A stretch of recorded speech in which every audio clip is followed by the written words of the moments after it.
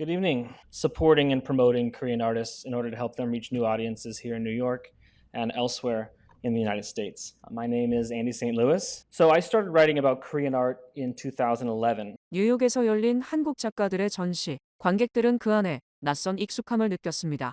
그 이유는 단순한 유행이 아니라 작품 속에 한국 사회의 현실이 고스란히 녹아있기 때문이었는데요. 오늘은 한국 현대예술에 대한 강의입니다. Many of the pieces were in place for contemporary Korean art to earn broader recognition amid the international art world.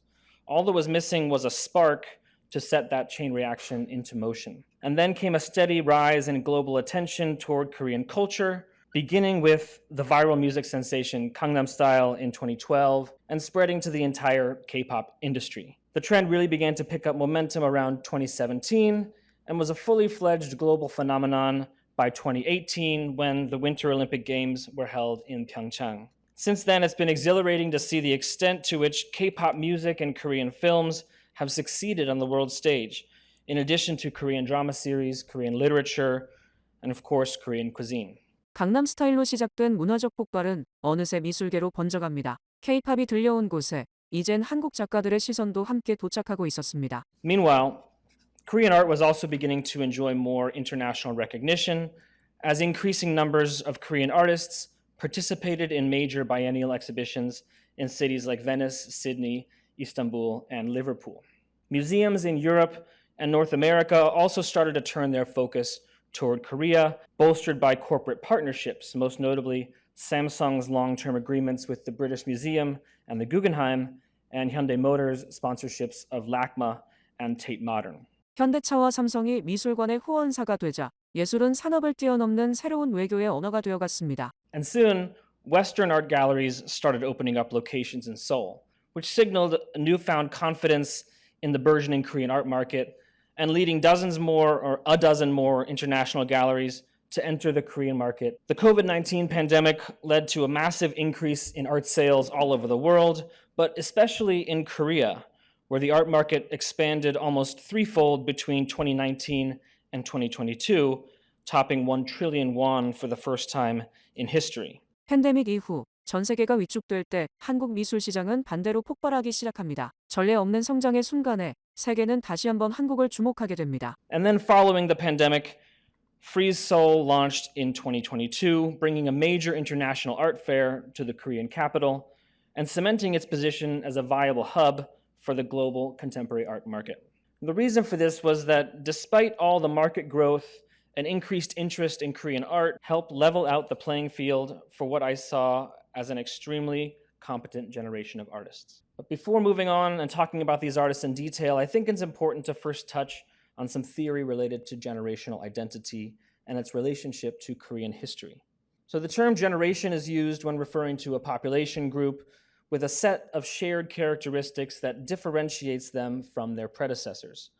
These commonalities emerge from the influence of the historical environments and social value systems into which they're born, as well as the lived experiences that shape their development from adolescence into adulthood. So if we zoom out to look at Korean history since the Korean War, we can identify 4 generations that span approximately 60 years: baby boomers, Gen X, millennials, and Gen Z.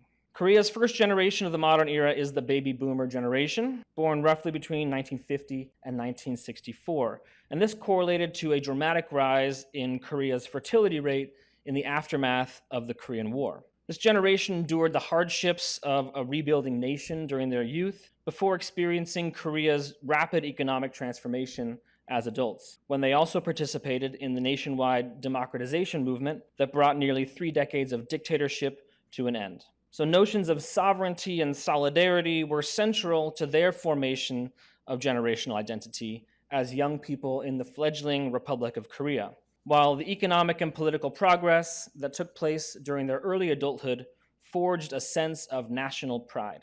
The generation that followed was born between 1965 and 1979 and is known as Gen X. So they've grown up with the conveniences and comforts that accompanied Korea's economic growth during the 1970s and 1980s, and then entered adulthood as the country's first post-democratization generation. However, they also faced the fallout from the 1997 Asian financial crisis, otherwise known as the IMF crisis, when the International Monetary Fund provided $58 billion in bailout funds to stabilize the Korean economy. So this generation, Gen X, is marked by its emphasis on collectivism and empowerment based on shared values. And as a result, they tend to identify themselves based on social rather than political affiliation. As for Korea's millennial generation, which is comprised of people born between 1980 and 1996, they observed this regional economic turning point while they were still teenagers, which earned them the nickname of IMF kids. And in the years that followed, Korea entered a neoliberal era accompanied by accelerating globalization and unprecedented competition in the domestic labor market, which left millennials disillusioned with the promises of neoliberalism and led to a widespread mistrust of social and political institutions. This has consequently led them to reject the premise of an all-encompassing identity and instead assert their rights as individuals that are independent of any group affiliation, preferring to establish their own hybrid values while defying boundaries of ethnicity, class, and gender. And finally, Gen Z, born between 1997 and 2012, primarily associated with the post-truth era and the impacts of social distancing, which were prompted by the COVID-19 pandemic.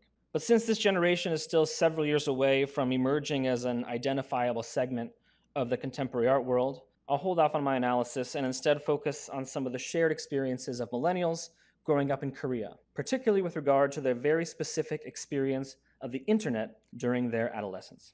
인터넷으로 전시를 접하고 스마트폰으로 작업을 공유하는 시대. 지금 한국 작가들은 물리적 국경보다 정신적 거리를 더 중요하게 느끼게 된 것인데요. So whereas Gen Z grew up in the era of smartphones, streaming video, and social media, millennials experienced the evolution of these technologies at a much slower rate. They were still young when cell phones and personal computers took hold as mass market commodities, which means they're not quite digital natives. Instead, their relationship to the internet is the result of a composite worldview that bridges the analog paradigm of their childhood and the digital paradigm of their teenage years. And by straddling this paradigm shift during the most formative period of their lives, they learn to assimilate hybridity into their everyday existence to the point that it has sort of become their default cognitive mode and an indelible aspect of their reality.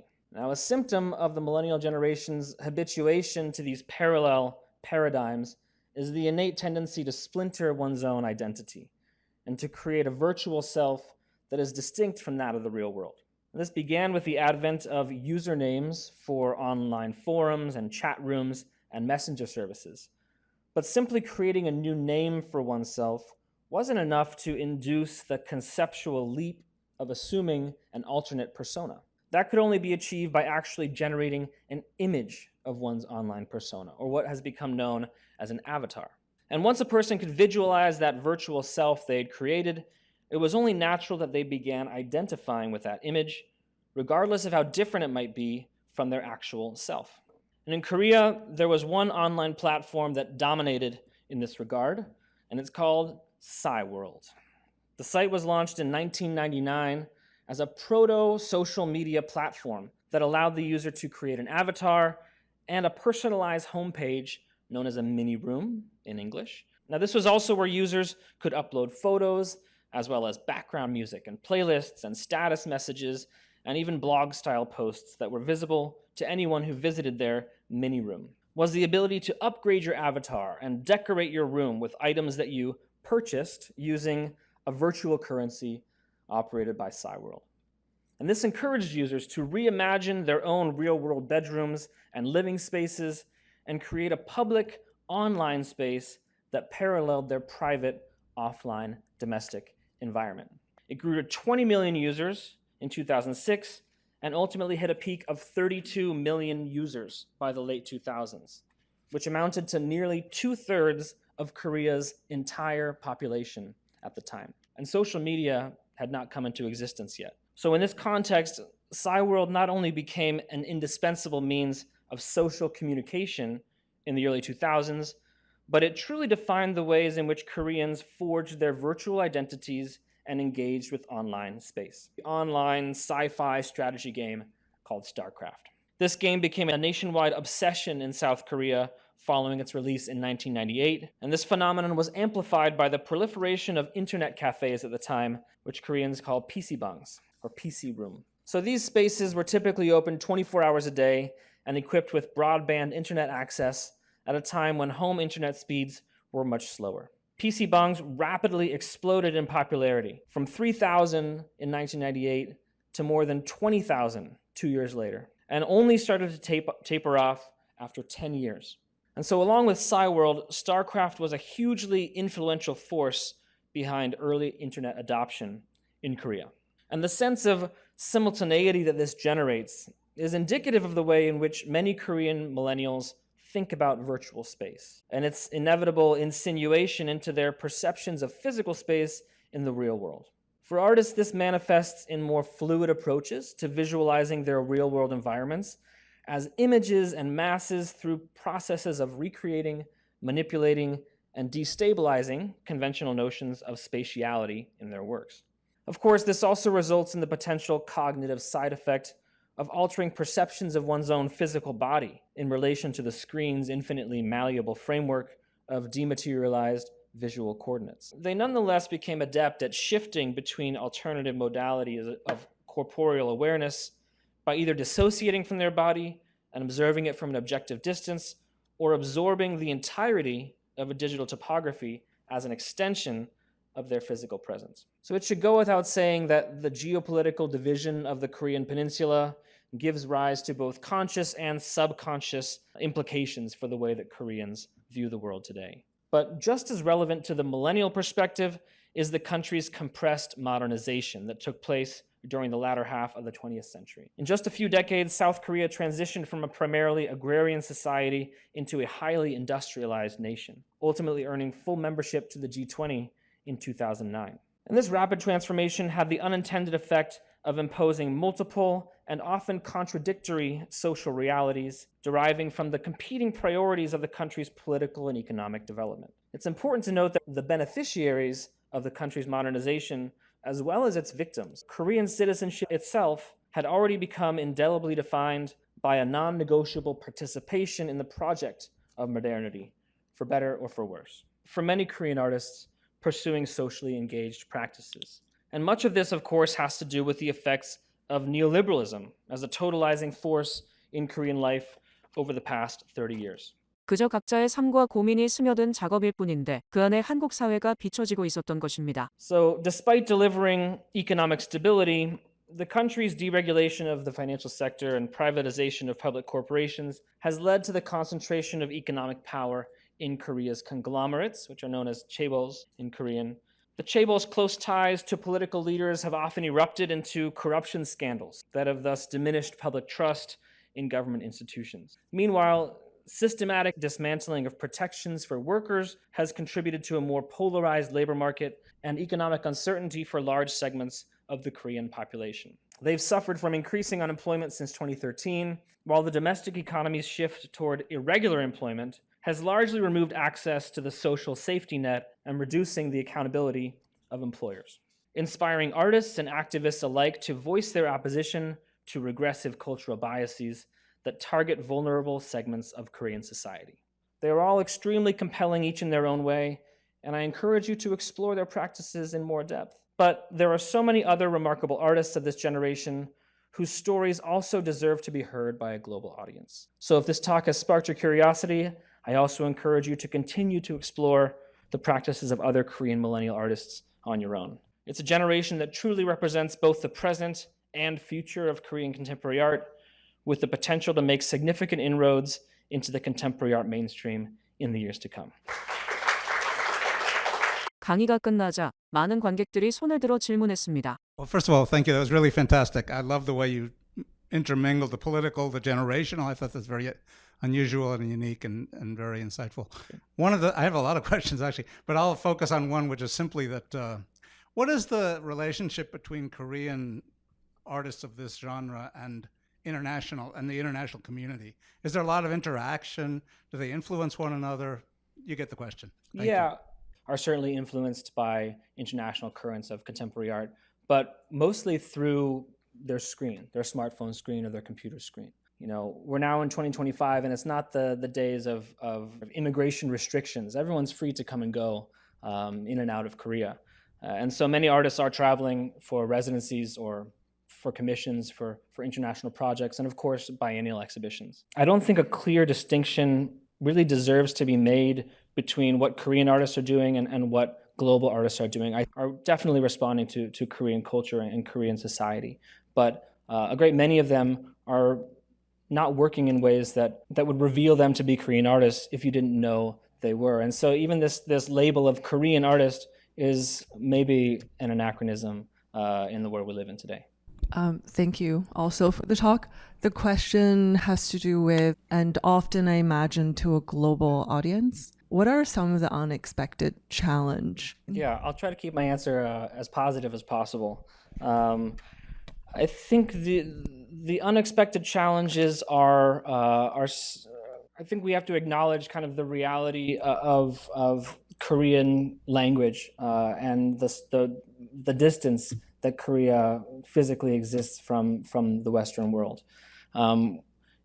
It's important to note that Korea has an extremely robust ecosystem of art criticism with multiple very high-level art magazines, constant discourse, very strong art programs and art theory and art history programs. And there is a lot of writing about Korean art, and there is a lot of really compelling curating of these artists. But a lot of it is really contained within Korea because it's really geared toward a Korean audience in the Korean language. Very few Korean art writers and art curators are really aiming toward an international audience because their target is really inside Korea. As a result, a lot of texts do not get translated. A lot of these projects do not get disseminated into the rest of the world. A global audience is really rare, and I think it can have a really powerful impact, really kind of shocked people and really made them aware of these really compelling practices. As with any job, there are a lot of pitfalls, and I won't go through all of them here. But I think there's still a lot of room for a lot more writing in English about Korean art, and in other languages, I presume, as well. But there are very few of us in Seoul who are actively doing that. Unfortunately. 한국 미술계엔 이미 수많은 비평과 글이 존재하며 한국 미술 자체가 굉장히 수준이 높다고 하는데요. 하지만 비영어권이라는 한계, 자랑스러운 우리 한국어가 미술계에선 어려움으로 돌아오고 있었던 것입니다. Why is it that this particular generation just has this certain vibrancy and just relevance that even captures American Manel? And do you feel like that's what's drawn you to it, being an American yourself?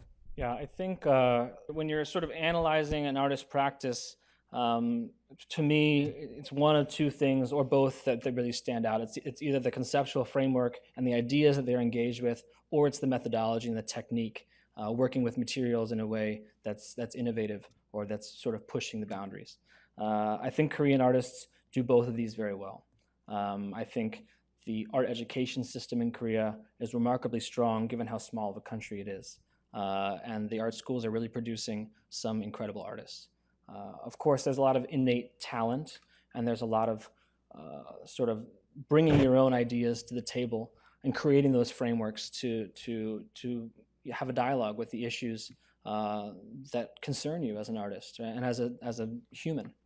As for why this generation is as vibrant or as compelling as it is, you have to remember that millennial generation is in their 30s and early 40s, and they've been working for 10, 15 years, 20 years in some cases. And so their vision is very clear. They've reached a point where they can see what it is they're trying to communicate, and they have the tools and they have the know-how to really make that a reality.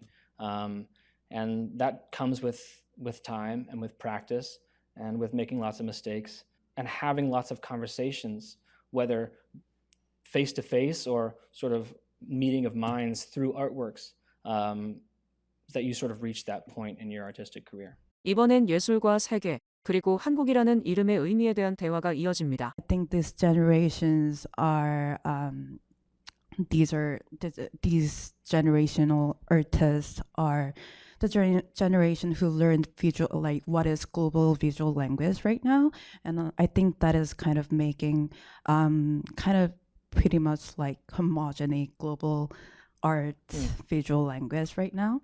Also, which really brought up Korean art right now to the global level, but at the same time, pretty much like making the similarity in their own works with other countries' contemporary art right now. We could even say the term millennial is also overly sort of constraining. However, I do think it's very helpful to have some kind of label, even if it's not perfect, to be able to sort of reference. I want to learn more about her practice, and you pick up the book, and because of that, you're able to encounter all these other artists that are equally deserving of international attention. So asking these questions of what does it mean to be a Korean artist, and how do people see me as a Korean, or as a woman artist, or as a queer artist, or whatever. These are very valid questions, and I think 오늘 강연을 들으며 우리는 하나의 진실을 다시 확인하게 됩니다. 한국의 예술은 결코 세계에 뒤따라가는 것이 아닙니다. 그들은 누구보다 빠르게 변화를 읽고 누구보다 깊이 현실을 반영하며 누구보다 섬세하게 삶의 결을 그려냅니다. K-팝이 들려오는 곳에 이젠 한국 미술의 목소리도 함께 들리고 있습니다. 세계적 미술관이 한국 작가를 찾고 유럽의 평론가들이 한국의 전시를 분석합니다. 그 중심엔 스타도 광고도 아닌 오직 작업만이 존재합니다. 대한민국이라는 작고도 복잡한 나라, 분단과 산업화, 민주화와 디지털 혁신을 모두 압축해 겪은 이곳에서 예술은 단순한 장식이 아니라 생존이자 저항이고 기록이자 질문이 되어왔습니다. 지금 한국 작가들은 세계를 향해 조용히 묻고 있습니다. 당신의 현실은 안녕한가요? 이젠 우리가 대답할 차례입니다. 그리고 아마도 그 답은 또 다른 한국의 예술 속에서 시작될 겁니다.